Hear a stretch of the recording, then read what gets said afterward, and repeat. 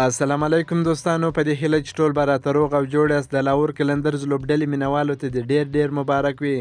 د پاکستان سوپر لیګ د دویم ځل لپاره یو ځل بیا د لاهور قلندرز لوبډلې وګټي.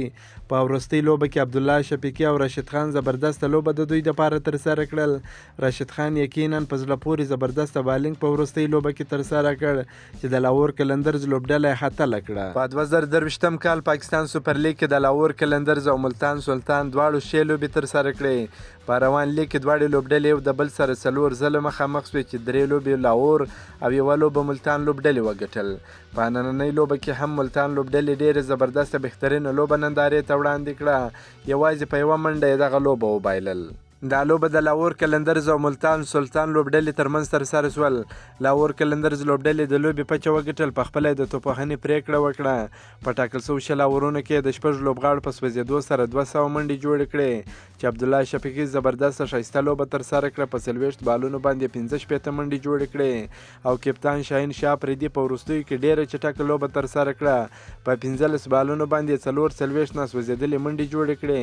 2 څلوریزې 5 شپږیزې په شامل وي او ورسره په خر زمان هم 19 منډې جوړې کړې. بیګ هم 10 منډې جوړې کړې. د ملتان سلطان لوبډلې لپاره اسامه امیر ډېره زبردسته بهترینه توپچونه ترسره کړه. په 3 اورونو کې 40 منډې ورکړې، 3 مهمې ویکټې یې واخیستې.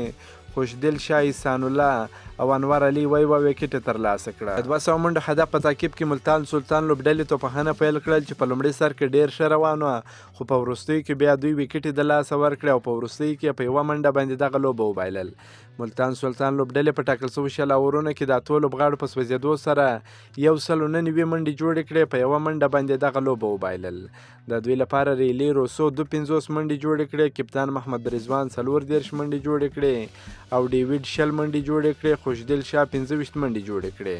د لاهور قلندرز لوبډلې لپاره بیا کپتان شاهین شاه پریدي تر ټولو زبردسته بهترینه لوبه ترسره کړل چې د خپلې لوبډلې په بری کې ډېر مهم رول ولوبوي.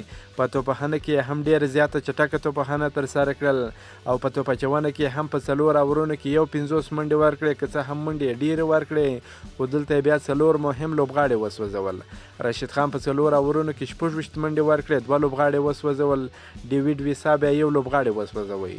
لاهور قلندرز لوبډلې په یوه منډه باندې فاینل لوبه وګټل او د دویم ځل لپاره هم اتله لوبډله سول. په فاینل لوبه کې د ملتان سلطان او لاهور قلندرز لوبډلې ترمنځ یوه زبردسته بهترینه لوبه ترسره سول چې ټولو مینوالو د دې لوبې څخه ډېر زیات خوند واخیستی. ملتان هم ډېر ښه لوبه ترسره کړل، تر اخري اوره پورې مقابله وکړل خو بخت ورسره یاري ونه کړل.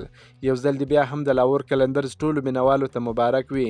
که مو دا ویډیو خوښه سوې در سره لایک کړئ، د خپلو ملګرو سره هم شیر کړئ. د نور تازه معلوماتو لپاره هم زموږ سره اوسئ. تر بلې ویډیو پورې د الله په امان.